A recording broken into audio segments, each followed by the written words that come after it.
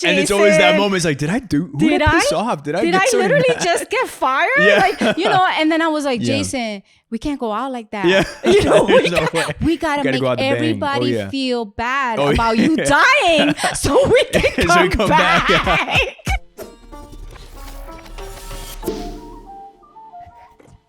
I worked with Hemki Madera from Queen of the South, and we did a movie called Bad Hombres together. And every other minute, like, he was always like doing his Telemundo voice.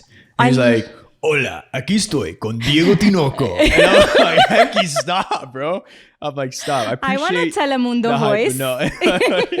We'll do it at the end. We'll find it at the end. We're going to battle it out. But Paula, the best Telemundo voice. I mean, honestly, thank you so much for being here. It's always a pleasure to see you.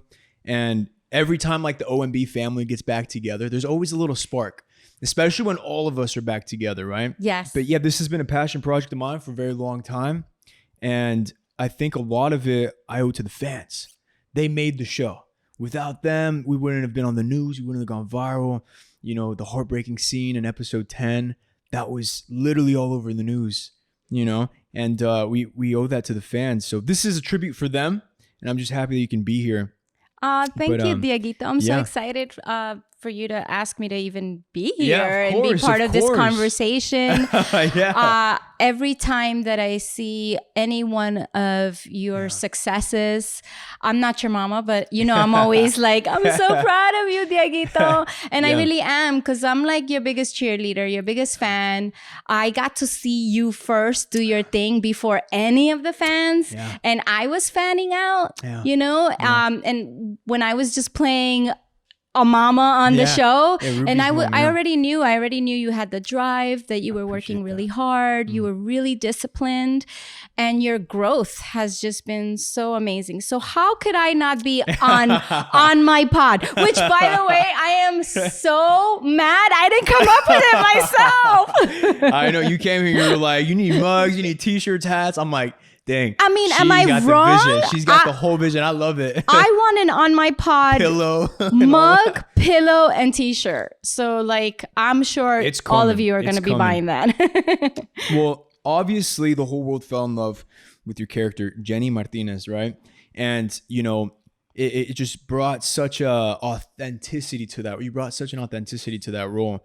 But before we dive into how you ended up starring on the show, how you ended up directing the show, I really want to jump into a little bit about who Paula Garces is and what led you to Hollywood. Wow. I have severe OCD, so I'm like, I have to go in order from like chronological. I hear you. Oh my God. Well, you guys know I'm a viejita, right? So like, ni digas eso. Back in the 70s, no, I'm just kidding. I basically grew up in Spanish Harlem with my sister and my mom. Migrated from Colombia, even though I was born in New York. But we did the whole. I was born in New York. My mom went back to Colombia. Then we came back to New York City. ¿De qué parte de Colombia? Medellín. De Medellín. Oh, okay. Soy de Medellín. Nice. I have family in Bogotá, pero I'm paisita, true and true. I love it. But then I we went back to New York in the mid 80s. Okay. And the place that my mom could afford as a single mom was Spanish Harlem, New York. And I'm actually really proud to be from there, because there's a lot of artists and actors that have been from there and made it really far. Oh, yeah. And because I knew that at a young age, because my mom didn't want us to get in trouble, she would make me audition for like scholarships in acting schools or dance or art. And because I love to eat empanadas and I couldn't be a ballerina, I ended up acting, and I got an agent by accident. I went to in New York. In New York, oh, cool. My mom was invited to like a Thanksgiving dinner that was against Thanksgiving. My mom was very like bohemian, kind of hippie-ish type of person, and so I went to this dinner, and at the dinner I met an agent, and I had braces at the time, and she was like, when you take off your brace, because she was like, you're really cute and you could make a lot of money on commercials. When you take off your braces, come back. And I didn't call her, and like a year later we went to the same Thanksgiving dinner that wasn't Thanksgiving. And she was like, you have your braces off, where have you been? And anyway, the very next day I think I went took the subway. I went to her office in New York. It was an agency called J. Michael Bloom. I'm totally aging myself, but they don't even exist anymore. But they were like a top kid agency at the time. Okay. And she brought me in. She took like 20 Polaroids of me, and each, because I didn't have a headshot. I wasn't an actor, whatever. And each Polaroid represented an audition. And I remember out of those 20 Polaroids, like 16 were gone because I had booked the 16 auditions. Whoa. And they were anything from Funyuns commercials, Coca-Cola commercials. I did a Clearasil commercial that was like on MTV that ran like every 2 seconds. Wow, okay. I did Law and Order, and I did a pilot of a show called New York Undercover. Yeah. Yeah. That's freaking incredible. Literally it just happened like that. And so from then on, I just kept working. Yeah. But I had my moments where I didn't work a lot, where I had like a lull. So I had to have 3 jobs. And what do you do when you're trying to audition 9 to 5? And I had a child also at the time. What's going on, guys? As you may all know, the podcast is officially out on all platforms: Spotify, Apple Podcasts, and of course, YouTube. We are an ad-free podcast as of right now, but if you would like to support the podcast channel, make sure to go and get your On My Pod merch. It would truly mean the absolute world for myself and the entire production team for you guys to support the channel. That being said, catch us every Saturday at 9 a.m. with new episodes. We love you guys. Thank you for the support. It truly means the world. And, well, continue to watch On My Pod. I would get jobs that would be like weekend jobs. Yeah. So I would do catering, I would do bartending, like club jobs, in New York City. Even in LA. Yeah, no, I hear you. And in LA, like that's very typical. LA, when I was starting off in acting, I was doing Postmates. I was working as a host at Wood Ranch at the Grove. We were actually just there yesterday. And it was funny because I was like, dude, I remember working here and I had an audition like for the following day, but they wouldn't let me get the night off or the day off. So I remember calling my best friend, and I remember calling him up and I was like, Felipe, oye, I have a big audition. I need you to like come in here and fake vomit all over the counter so the restaurant can close down. So I swear to God, I was just telling him that story because at the time, like I remember the manager told me a horror story about another wood ranch that had to shut down for the day because some little kid like threw up. So I called my friend, and the best part was he shows up and he's like, I see him in the parking lot, and he calls me. He's like, bro, I can't do it. He's like, there's no way. I thought you were going to tell me that you did it. I was like, that's pretty badass. You shut down the wood ranch for an audition. No, I listen, I was devious enough. I wanted to do it, but my friend didn't have it. And you know what my follow-up question was going to be? Like, did you get the audition? No, I didn't get the audition. I think it was a pretty big one too. I think it was, at the time, it was for like one of the new Fast and the Furious movies. Amazing. So who knows? Maybe I would have been like Toretto's like nephew or something, but we'll never know. Thanks, Felipe. But the one thing that happened for me was I got the 9 to 5 job of acting was a soap opera. Oh, I got Guiding Light, and I was part of the first Latino family on an American soap opera. Wow. Which at the time, were you like the daughter? I was like the daughter of like the mafia family. Very stereotypical. Okay. But I didn't care. I was like, I don't have to cater anymore. I don't have to bartend. This is like the 9 to 5. 100%. So it was an amazing experience. It's an amazing school of acting because you're acting every day.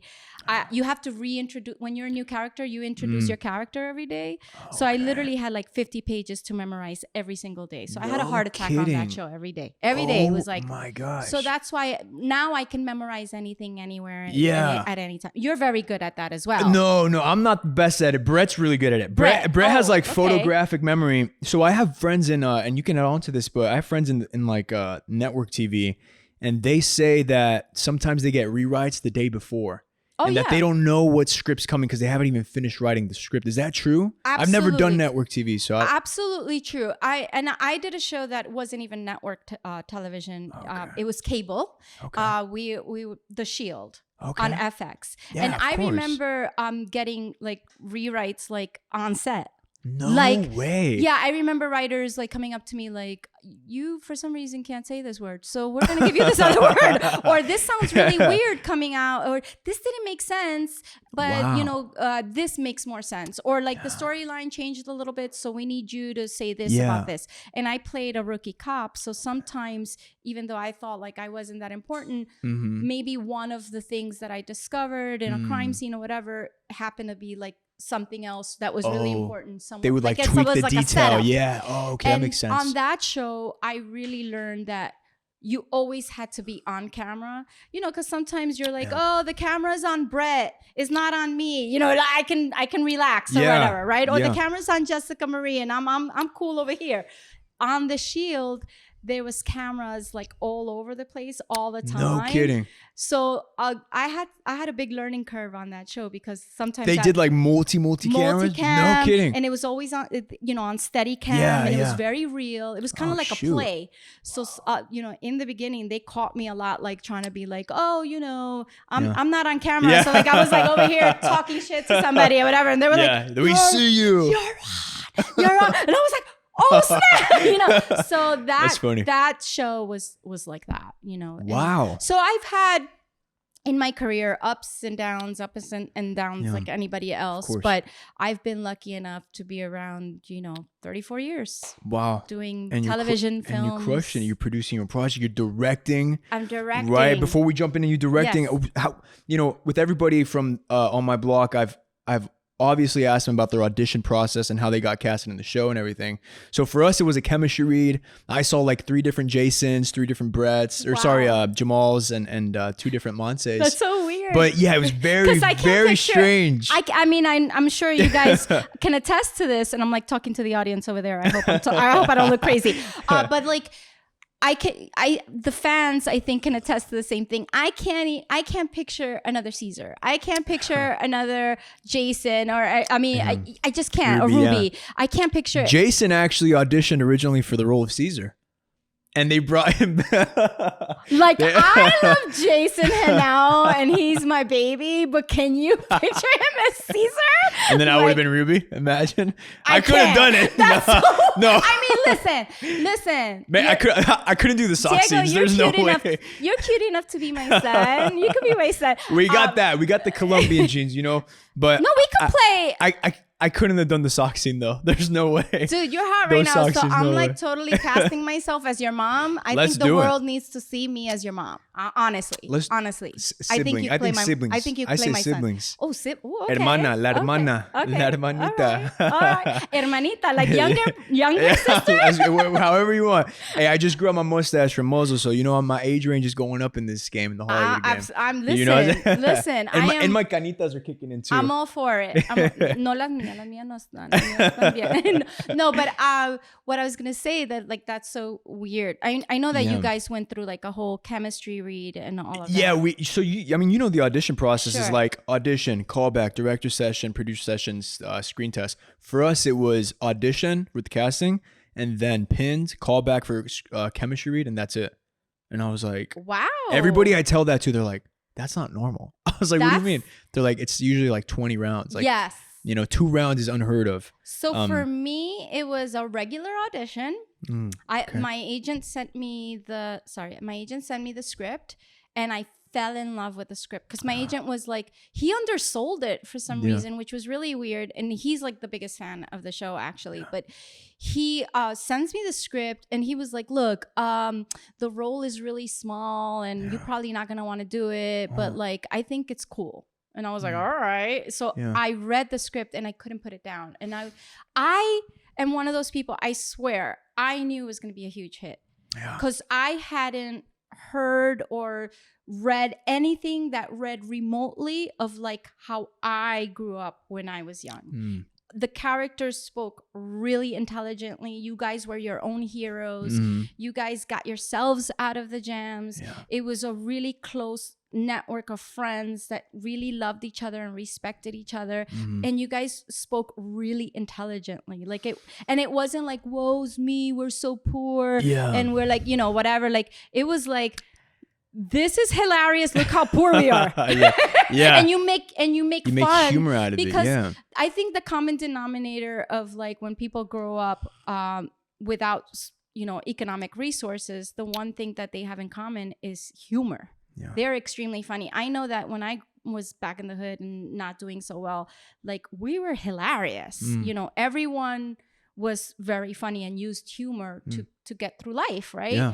So anyway, I fell in love with the script, and I was like, even if this part is just for like 2 episodes, because I don't think Henny was that expanded in the beginning, if I remember correctly. No, you're right. Yeah.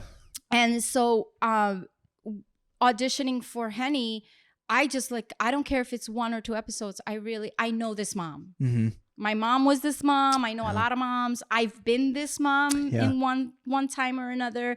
And I just felt like a huge connection to Henny. And I really loved the script. And I auditioned. Then I had a callback.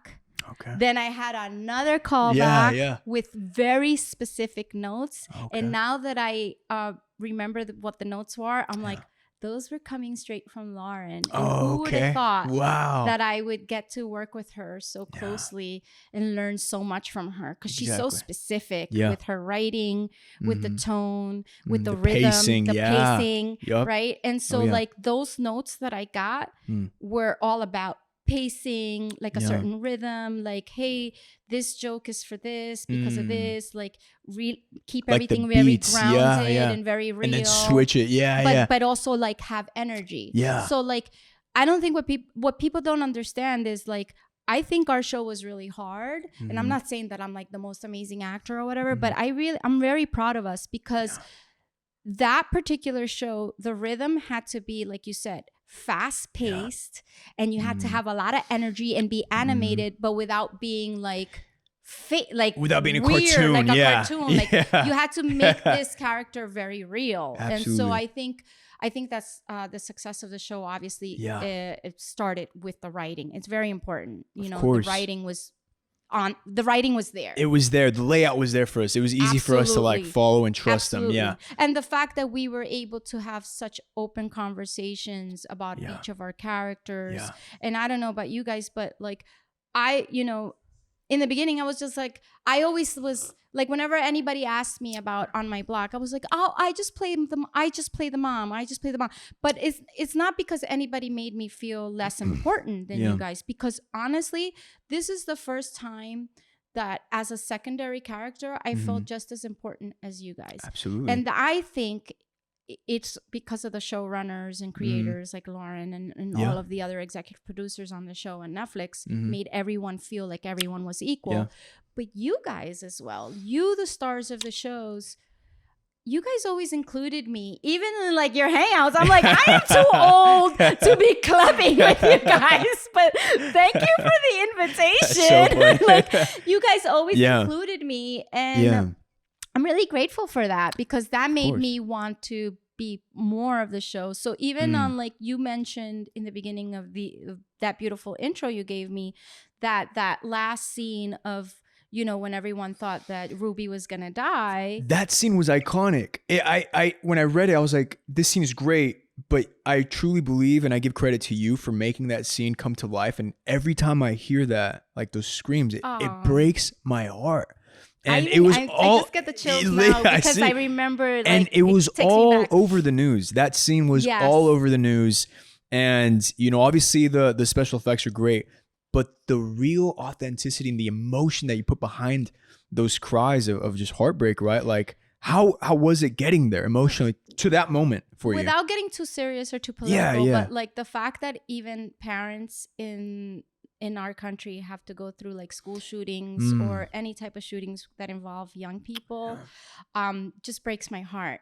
And we were ahead of the curve. Like, you know, obviously school shootings and shootings with young people have been happening for a very long time. It just seems like now it's like every other day something horrible like that happens. But our show was talking about it, like trying to talk about it so that we could like prevent something or I don't know, at least that's how I felt. No, I hear you. And so then I remember Jason coming up to me. I don't know if you guys know, but Jason was extremely worried about his performance on that. Before shooting it or after? Before shooting it. Oh, okay. He was like, really excited about like having a death scene, you know, because you know, like it's a grand moment. When you're growing, when you're a little kid and you get the acting bug, right? At least me. No, I hear you. I remember going like, this is así es como me voy a morir. You're like, and then like, you this do is that, the moment. Like, you know, like I feel like every young actor is like, oh, my death scene is going to be dramatic. You know, like you give me one line and I'll juice it. I'm gonna die. You know what I mean? Anything, They're gonna love killing me. So, but I remember, if I remember correctly, and not overly making shit up, I remember Jason like coming up to me and going like, bro, I think I'm a little nervous about dying. I don't want it to be corny, but I want it to be good. And I said, don't worry, I got you. So him and I had a couple of conversations where I was like, I'm going to help you and you're going to help me also get there. Cause I also don't want it to be like overly like, because that could be annoying too. Yeah. And I don't know, maybe that scene is annoying, but but it seemed to have touched people. But what I will say is that at the moment, Jason and I helped each other really feel it. Like I remember him coming up to me and going like, I feel like I'm really dying. And I feel like these are the conversations I would have with my mom if I knew like something bad was gonna happen. Yeah. So we did like weird stuff, like little improvisation exercises before doing the death scene. Before doing it. Wow. And then we stood away from each other, and then that happened, and we didn't have a lot of time. I don't know if you remember, it was kind of rushed. I remember the sun was coming up. The sun was coming up. The sun was coming up. It was the last shot of the night. To get there, and. So I did the first like cry, like something came out, that like screech came out of me. And Eric was like shocked. So he had like a really good performance as well. And I was feeding off of him, and Jason, and like just everybody. And the chemistry was just bouncing off the walls everybody right there. was really into it. And then all of a sudden I hear the producers like Lauren, Eddie, Jeremy, they were like, yo, Henny's giving it. Like, also cover all her. Cameras on her, like, exactly, also cover her. So they did great coverage. I'm so glad that, like, Lauren was directing and everybody was, like, doing their thing and really found, like, all the coverage, and everybody was amazing. That scene, because, I mean, you know, I don't know if they do this on other shows, but we didn't receive the last script. At least we didn't. I don't know if you did, but we didn't. Either. So when I read that, I was like, I was completely heartbroken. I was so thrown off. I was like, I can't because the show went in one direction, and then that plot twist happened at the end. And I think that's what really, you know, all the fans are like, what the heck? We also Who's dying? Who's dead? No way. You also just reminded me of something. Jason also, and just, you know, we were like very serious about it, but we also had a moment when we first read the script. We were like, oh snap, they're gonna do us dirty like that. Because I was like, Jason was like, are they killing me off? I was like, nah, Jason. And it's always that moment. It's like, did I piss off? Did I literally just get fired? Like, you know, and then I was like, Jason, we can't go out like that. You know, we gotta make everybody feel bad about you dying so we can come back. Because I'm like, Jason, if you die, I don't have a job. You know, I was having, and we had such an amazing first season. I don't know about you guys. There's so much chemistry there. So much amongst everybody. Love. You guys behind the scenes were like the cutest. I think you guys were even like living together or something. I wasn't. It was Brett, Jason, and Sierra. And Sierra. I would always visit them, but I had my own apartment. But you were like in the mix, and I saw the love between all of you. But anyway, I mean, I just thought that first season was magic, and I was like, this is gonna be as big as I thought it was gonna be. People are gonna definitely, but obviously it superseded any expectation as well. Yeah, right. Like, I remember telling my brother, I was like, look, I did a show. I think I'll get like maybe 10,000 followers out of this, and I'll get some good demo reel to send out to directors and stuff. And then when the show came out overnight, it was like 20,000 followers, 40,000, 100,000, 200. I'm like, what is going on? And then you pop up on the news. I'm like, hey, I know her. I'm like, what's going on? And then I see little girls crying, and they're going viral.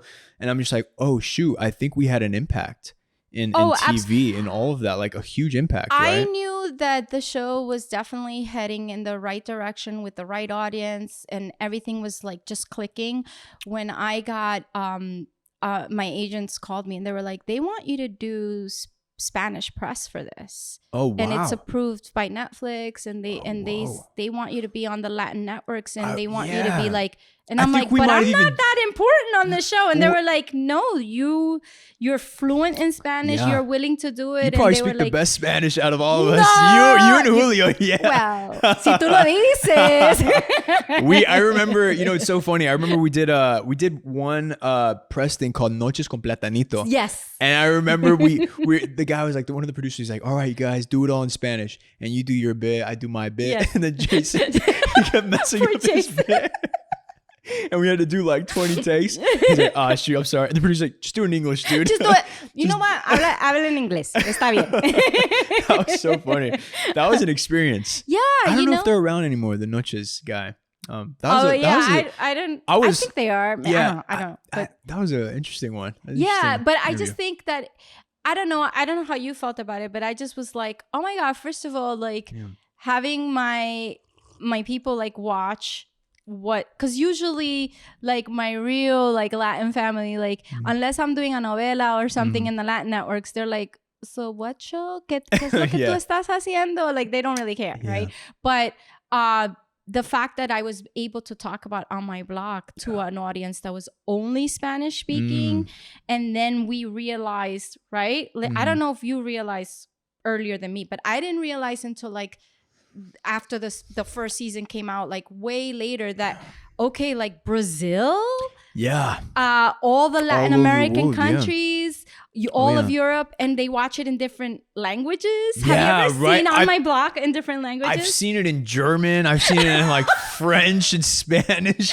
I'm like, oh my God. German must be interesting. It's really interesting. Yeah, it's really interesting. When it hit me that like it really had an impact was in public, right? Like anytime we go out, because there's it's such a wide range of fans. Sure. So either they see themselves in like Jamal, Ruby, Cesar, or they'll see themselves in your character or Spooky, right? And I remember one time I was at the dentist, and I remember this kid, he comes up to me, and this is right when the show came out. Some kid comes up to me and he's like, hey man, your show saved my life. I'm like, what are you talking about? And he's like, I know who you are, because I had my hat on. I was like, what are you talking about? All being mysterious. Yeah. But he's like, no, I watched your show, and I just got out of the gang life, and the day I got out, he's like, one of my homies got shot. Wow. And he's like, I was supposed to be there.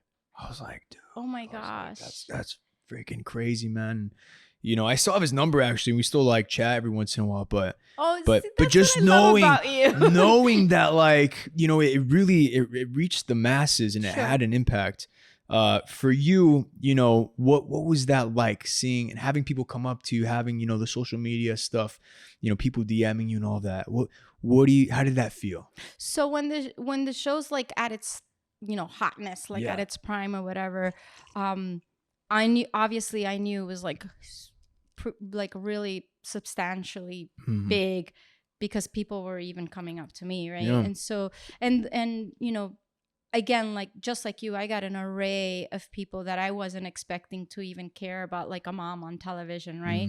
So I would get the dads going like, I get to watch a show with my kids, and like I enjoy it as much as them because it's hilarious, and the topics that are being brushed, it makes it easier for me to talk to my kid about, right?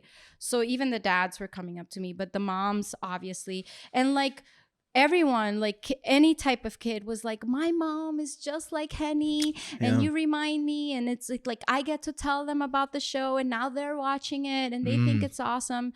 So that's amazing. But like the show has already been out, it's already been done, right?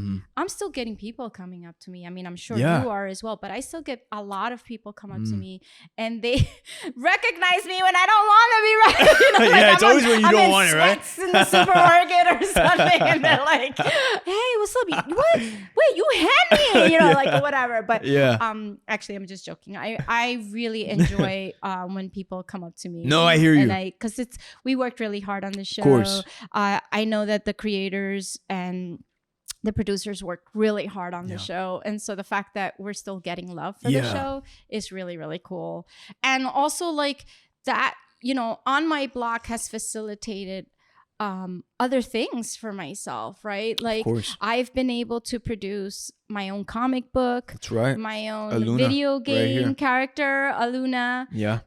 Which if anybody's interested, they could visit aluna.net, and we have a video game that's out on all platforms. That's right. But I started my project in 2008 where there was like Latino superheroes was not like a thing, right? Yeah. I am so happy that it is a thing now. Yeah. But back then it wasn't. But what I am slated for is the first Latina actress to have produced and created her own Latina character independently and actually produce a video game, an independent video game that was picked up by all the major platforms, Xbox, Nintendo Switch, PlayStation, and Steam. Wow. So if you can, that's freaking awesome. If you want to support that, of course, it's a really cool game. It's an action RPG, kind of like the style of Diablo, which we get compared to a lot. Oh, nice. But we also get a lot of slack for it. But you know, if you can appreciate a Latino story that's multicultural, because it also is multicultural.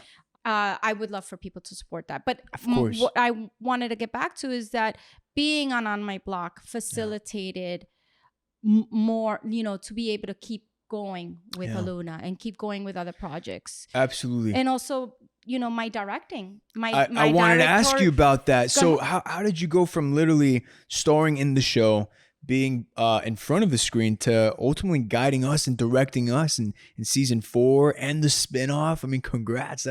That's freaking huge. I personally could never in a million years direct.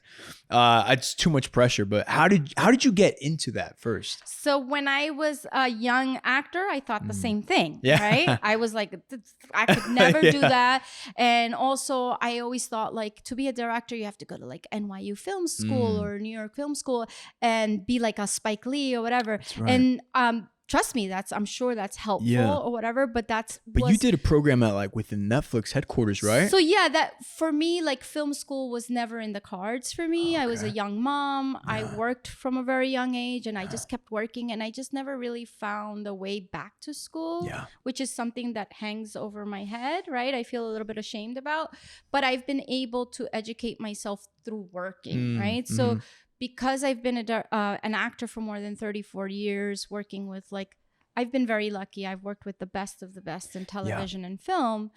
The last, I want to say 15 years of my career, I was like, gosh, I wish I could direct. I would love to direct. And I've been pretty vocal. I mean, as you can see, I have a big mouth. And I can't shut up, right? So I've asked and I just never really found a way. And then, the first day on my block, I saw Lauren Iunerich, and I actually didn't know she was our showrunner. Oh, no way. I was just like, oh my God, we have a woman director, right? Yeah. And then I was like, is she pregnant? She's pregnant. Pregnant. The first season. But it wasn't like something she was advertising, or it wasn't like a thing. It was just like, it is what it is, right? But I, as a woman, I was like, she's pregnant. Pregnant, and directing. then I was like, ooh, she's the showrunner. Like she's the boss. And I'm like, oh, she's the boss. And then I go, and I don't know why. And then I look at the script, I'm like, written by Laura. Oh, she's the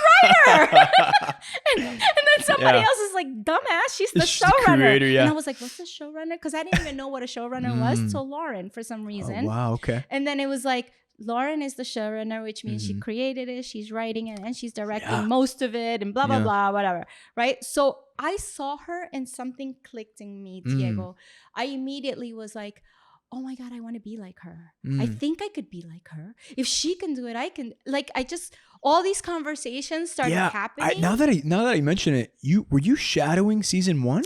So I was a pain in the ass. You want to know how I did everything? I want to know by everything. Being a pain in the ass. Yeah. I said to myself, you know what? If there's ever a show that I could possibly be fired from, it'll probably be this one. And you know what? I'm just recurring, because I didn't know. I'm just recurring. I'm just the mom. If I get fired, whatever. So I was like, I'm just going to go for it.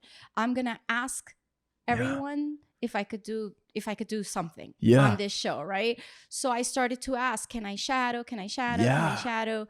And then I slowly started giving opinions, but without being in a pain in the ass. Yeah.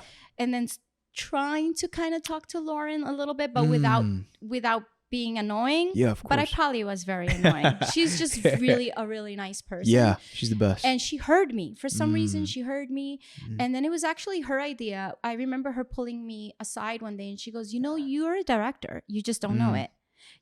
That's just a different muscle that you have to use. But because you've been an actor for so long and I see how you like block, or like you really take what you're doing. Yeah. No, you like, got like your... and she's like, you really take to my blocking. Like you understand it. Yeah. Like you don't mind when I tell you. She's like, you don't mind when I give you line readings. And I'm like, I love when you give me a line. A lot of actors No, I love it too. I like to... love it because she gives you the exact rhythm. And I'm like, oh, because Spanish is kind of semi my first language. Yeah. Sometimes I'm like, I need to hear the rhythm in English in order to understand. It helps. And then you can make it your own and then you could add your own flavor to it. Yeah, and obviously when you're like a guest star or a secondary character, most of the time you're there to set up the joke. Like I'll set it up and then you hit the nail on. Or Jace, like with Jason and myself, it was always me giving him the material and then he puts you the had nail on the great head. moments. So now that I think about it, you had this one scene where Ruby, he's like, okay, Mom, you know what? I thought about it. I'll sleep with Olivia. I'll sleep in the same room. And you're like, oh, you're so sweet. But no. You're like, you go to the twins' room. I guarantee you 99.999% of the time, Lauren came in and kind of gave it a little shift, like corrected it and just made it happen, right? With a little timing thing or a little something. Yeah. So anyway, long story short, she saw me. I asked around a lot. And so in the beginning, I shadowed unofficially. Like I would kind of like ask the DP, can I come in on my day off and kind of just like I remember just that. Watch. Yeah. Post-production was very gracious. And I did that with post-production a couple of times with editors. Yes. Yeah. Nice. I did that with a lot of the departments, right? Oh, wow. And then officially, when we got into the pandemic, and I was actually in New York. I know a lot of you guys were still here, but I actually did the lockdown in New York. Okay. I was so depressed. Yeah. I mean, New York got really hit hard. Everywhere. I remember New York was everywhere, but New York, like, kind of for some reason, the streets. I've never seen the streets that silent. It was just very visceral. You're right. It was a visceral, like a very noticeable thing that we are living through something that's like not normal. Only had been seen in like a sci-fi film or something, right? And so it was very real for me, very in my face. Got really depressed. And I get a phone call from Lauren going, hey, I put you up for the Netflix directors program. And it looks like they're going to do it through Zoom. Do you want to do it? If you get, like, I can't guarantee you'll get into it. You're going to have to go through like a couple of interviews and some tests. But if you get in, do you want to do it?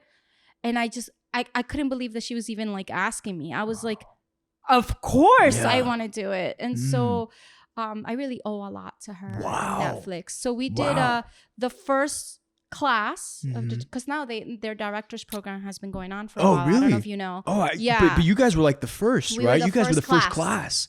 So that's incredible. And we our class did the whole thing was like almost a year and a half because the pandemic we did the first part of the program through Zoom only. Okay. And I was in New York and they were doing West Coast time. So I was doing it like 3 hours earlier. Like later. Later. Yeah, but I didn't care. It saved my life. Okay. And then the last part of the program was in person and we had to like direct a scene. Oh shoot! And a couple of like I think I saw some BTS. You guys were like in a studio. It was you and Arlen, I think, right? Yeah, they gave us a scene and they were like, you have 3 hours to break it down, shoot it.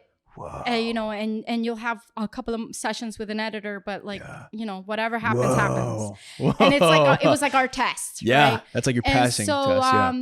Once I did that, Lauren was again really gracious, and I say Lauren and Jamie Dooner and Eddie and Jeremy. I have to Eddie Gonzalez and all Jeremy. Of them, right? Yeah. I have to really say thank you to them and name drop because they all had to approve me getting that first episode. Oh wow! And I think if the rumors are correct, you guys.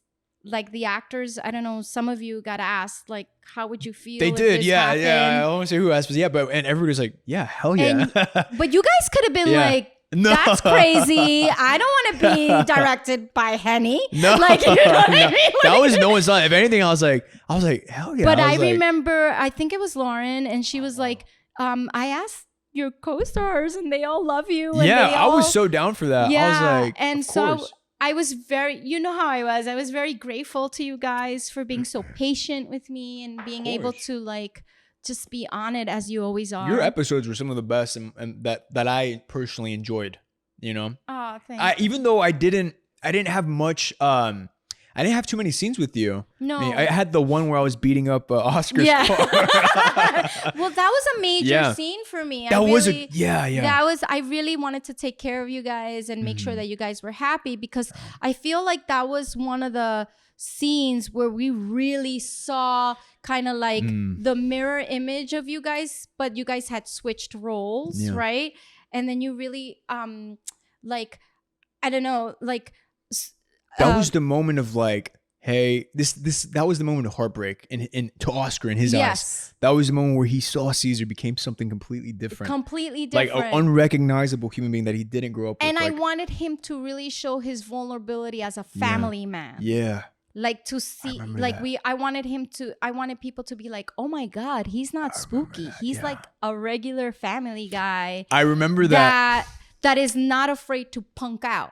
I remember that. Because his first, I was like, make sure you show a little bit, I think I remember telling him, make sure you show a little bit of like your first instinct is to go raw, right? Like to be raw, you know? But then you have to immediately be like, no, I have to be my family's first. I remember all of that. And I remember that was the first time, because obviously, you know, I did 4 seasons with Julio, and his character is a very, very masculine, tough guy, right? So I remember when I sensed that little bit of him backing down, right, in the brother relationship. Hey, what's going on, guys? Really quick, I wanted to hop on here and say a huge thank you to everybody who tuned into today's episode. Your support truly means the world to myself and our crew. And well, I made this podcast essentially to inspire, educate, or at the very least, entertain those who tune in from all around the world. As of right now, we are an ad-free channel. However, if you would like to support the podcast, make sure to check out sangremia.store and check out all of the On My Pod merch we got on there. We got hoodies, t-shirts, hats, coffee mugs, and so much more. Again, huge thanks to everybody for hopping on here and supporting the channel. It truly means the world. And well, that being said, let's get back to the episode. Adios. I remember as an actor, I was like, I'm gonna milk this a little more. Yes. So I remember we didn't use it in the final episode because I didn't do it on my coverage, because as we kept doing it, I got more and more comfortable, kind of like not toying with Julio, right? But really playing into my character's shoes, right? And seeing the dynamic change. And I remember on one scene, I had the baseball bat and I put it up to his chin. And there's a photo, there's a badass photo of it. We didn't use that take, but I just remember saying I really loved that. I remember saying it to Julio, and I was like, LOL, first season, Spooky would have whooped my ass if I ever did that. And you know, that was a lot for you guys, because Cesar, I think, was always seen as the one that, like, you know, had heart and was like always torn, and Spooky was very like, he owned his shoes of who he was, right? But this was like a complete 180 where he was just like totally opposite. Of course. Had to be vulnerable, but also torn that you're his little brother, right? He didn't want to diss you too hard. Then you were just like, I'm done with you. You know, like I mean, that scene to me was so brilliant. It was very important to me that it came out right. I wanted to do all these like fancy, you know, shots and everything. And then, that was one of my favorite scenes. And that was a learning curve, you know, like sometimes, most of the times, the simpler the better. You just let the actor That's shine. one of my favorite scenes. I'm putting together a little pitch deck to send out to my favorite directors, and that's one of the scenes that's in there. Yeah. That means a lot to me. No, seriously, that's one of my favorites. No, I remember being so stupid, like behind the scenes, we were always really silly with each other. But I remember like behind the scenes, I was like, and I think I put my camera like right on your face. Who's your favorite director? And you're like, do I have a choice? I remember that. I do remember that. I remember that. But you're always really nice. I did want to ask you, what for you being an actor on the show and a director on the show, what was probably one of the most challenging moments for you for either acting or directing? So my nerves, because I cared about you guys so much, because I had been an actor on the show and known you guys behind the scenes. I really wanted to make sure that you guys were happy with, like, you know, my take, you know, my whatever, you know, my directing, you know.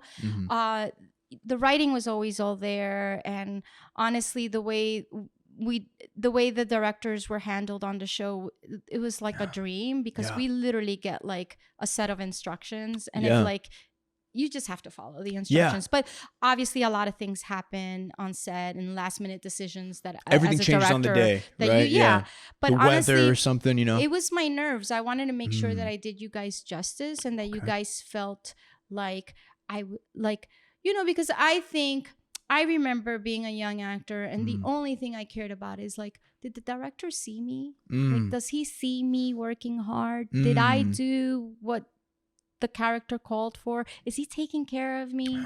You know, so I wanted to make sure you guys knew that I saw you. So I know that sometimes, because Brett was like, you are so over the top, and I'm like, you're right. But I think I was trying to compensate.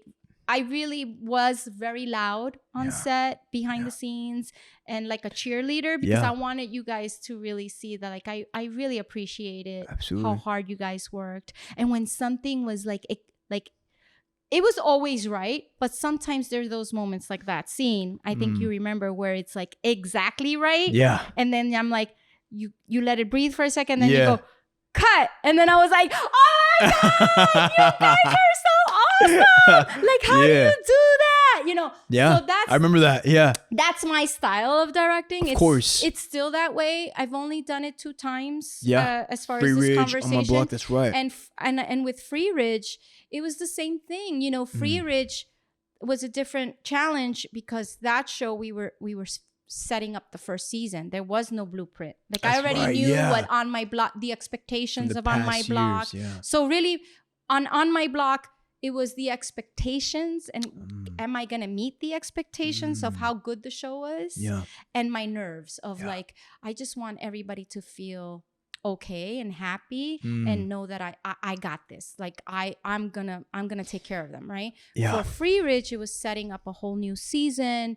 It was a whole working with new actors, new cast, new crew. I'm assuming too, right? Yeah. Everybody was new. Wow. But it had to be kind of like On My Block. Of course, yeah. Same energy, sort of. Same essence, but a new show. Yeah. Right? So it was really hard. It had its challenges, but it had a whole group of, I was very lucky, a whole group of very talented actors that just wanted to succeed and be good, because you guys had such a high standard.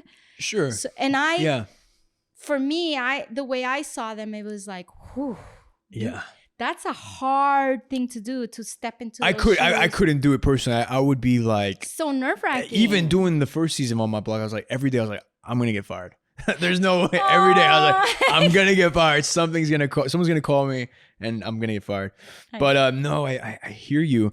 You know, something I really admire about you is now that I think back on it, I do remember you shadowing, and not even in the official way, but you were always asking questions. You were always behind the camera. You were always really like, te pusiste pilas. You know what I'm saying? And I think that's something that anybody can do on any set. Yes. Right? I mean, I've done on my last 3 films, I still don't know too much about the technical stuff, I'm being completely honest. Yeah. And it's something that aspiring artists, if you're an actor, you can be more than just that. Yeah. Pero te tienes que poner pilas. You gotta get sharp. You gotta go behind and ask the questions. And it's about like figuring out what you want.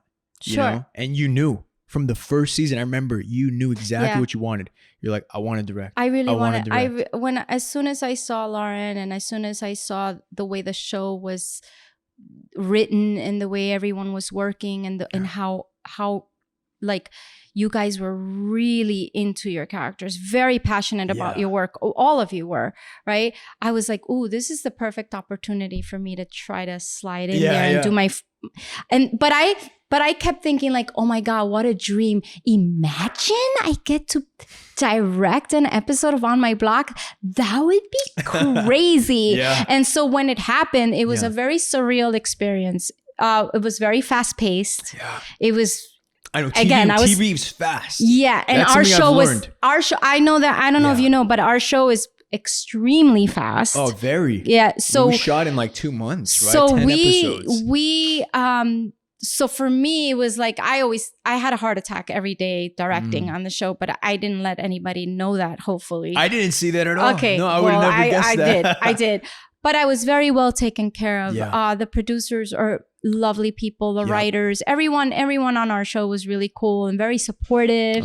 And like, they were like, yes, Henny directing. I love the sound of that. And so that had never happened to me before. And that was very, very cool. They are very supportive, right? I mean, you hear horror stories about like, some terrible sets and terrible chemistry and all of that.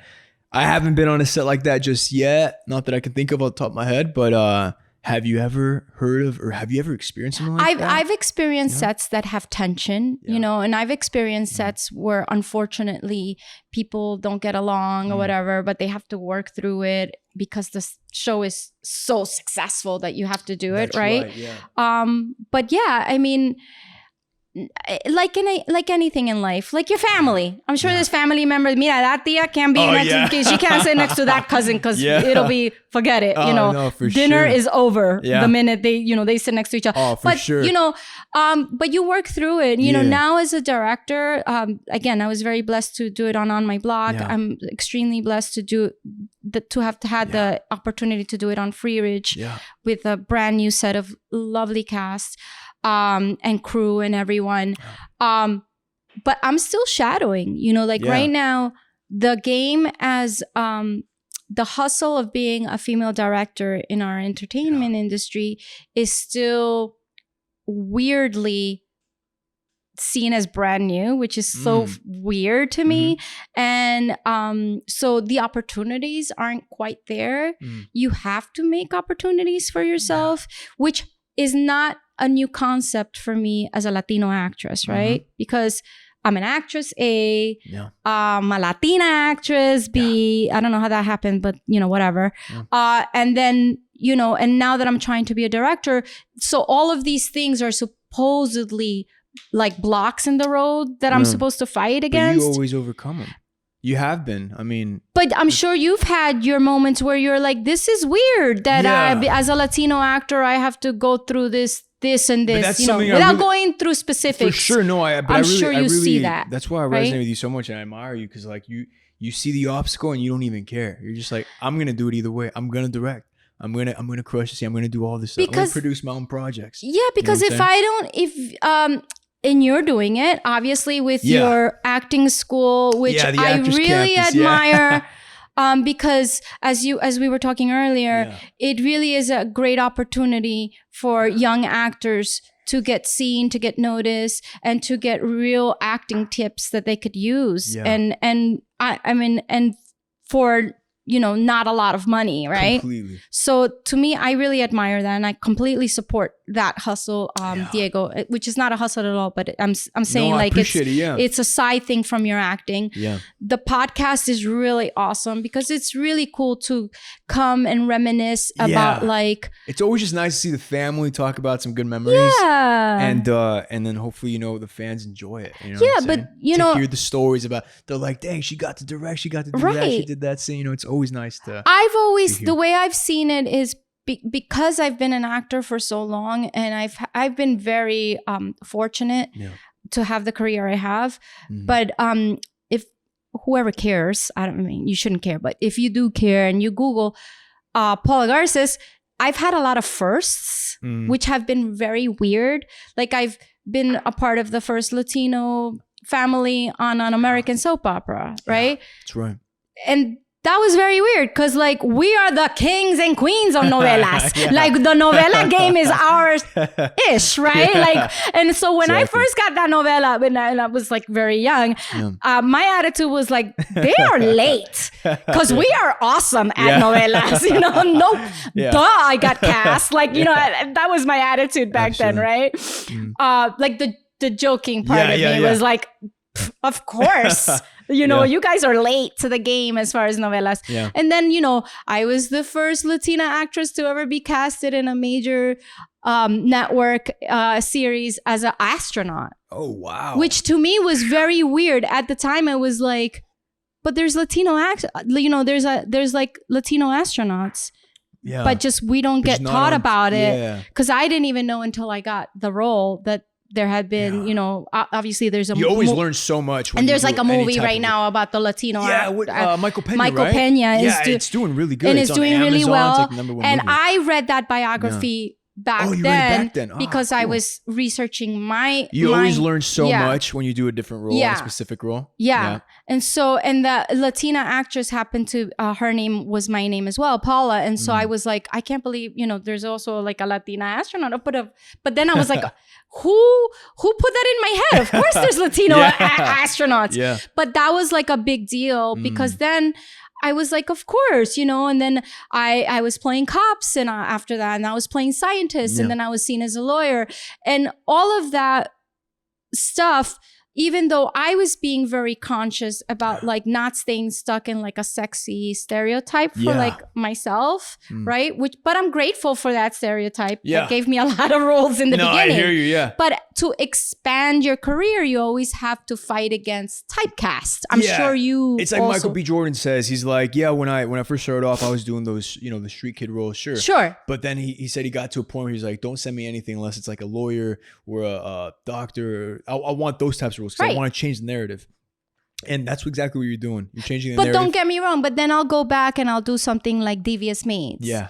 Which we got, I don't know if you know, but we got a lot of slack for. They were like, there's 5 Latina actresses starring in this major network with a major producer like Mark Cherry, but they're playing maids. And so my thing, the way I combated that flack, and which was mostly by the Latino community. And I understand, it's super stereotypical, right? Like, of course. But like, we got to start somewhere, A. And I was like, and B, don't take my job away from me, B. Like, just enjoy it because it was a very good show.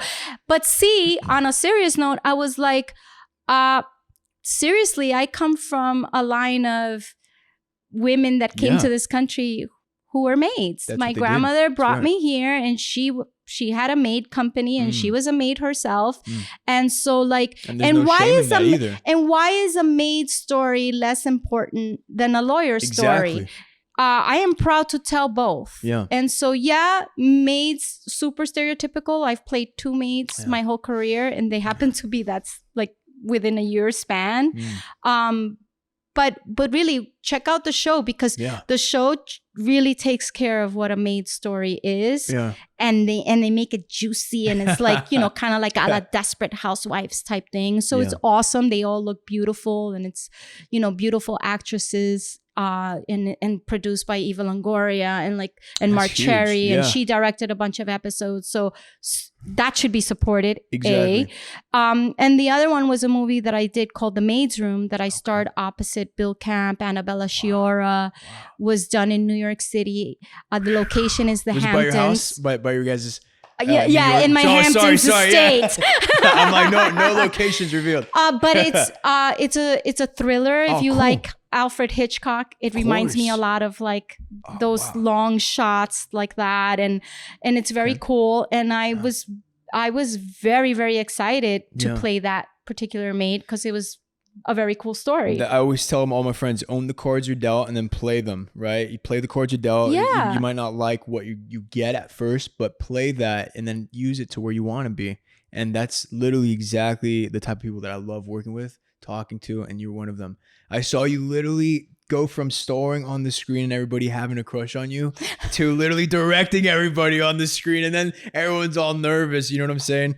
So you're crushing it. We got Luna right here, but where else? So where can we find you? Where can everybody here watching find you? So all of the comic books, there's 5 books, there's a graphic novel, everything is wherever books are sold. So honestly, like an Amazon, you can go to Barnes & Noble, you can go to my website, paulagarces.com. Luna.net will give you all of the information on the video game, which is available on Xbox, Nintendo Switch, PlayStation, and Steam. Whew, that's a lot. Let's go. And right now, some major companies right here. now we are in post-production and trying to produce the second game. Wow. We don't know what kind of game it would be yet, but we're working really hard on that.